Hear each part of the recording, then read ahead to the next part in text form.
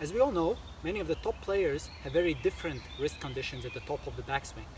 For instance, Dustin Johnson has a very bowed wrist at the top, while Henrik Stenson has somewhat cupped wrist at the top. But what the top players have in common is that they all have either flat or slightly bowed wrist at impact, which allows them to control the club face, which ensures a consistent strike. A lot of players struggle getting to this bowed or flat wrist condition. Instead, they're coming with a cupped wrist at the downswing. Then, to hit a solid shot, they have to make some kind of compensation. That's why we built HackMotion wrist sensor to help the players to get the correct feel for bowing the wrist during transition and impact. Let's take a look at sensor data for an advanced player using HackMotion wrist sensor.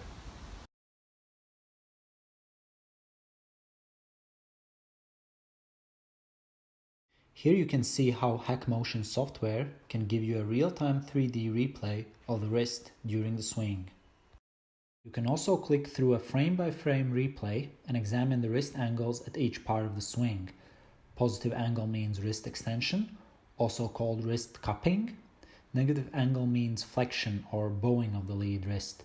As you see, the player's wrist is going into flexion at impact.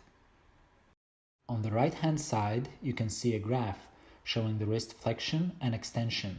The wrist angle is in slight extension at the top of the backswing, and during the downswing, the lead wrist is going into flexion or negative angle. You can also switch to a different view, which shows you the wrist angle values at impact, address, and also top of the backswing.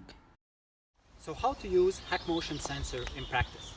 First, you can use it for static positions. For instance, you can use it for learning correct position at the top of the backswing and during impact.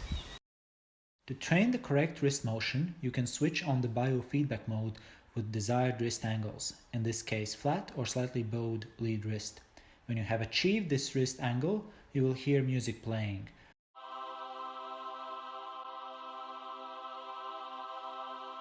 When you're not in the correct position, the music will stop playing. Or, alternatively, you can use it for dynamic biofeedback. You can hit a shot and then take a look whether you manage to get the correct wrist positions during impact or top of the backswing.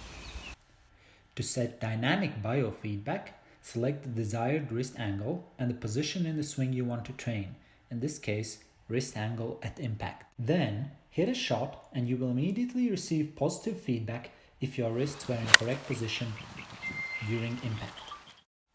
After the shot, you can examine the wrist position and the precise wrist angle.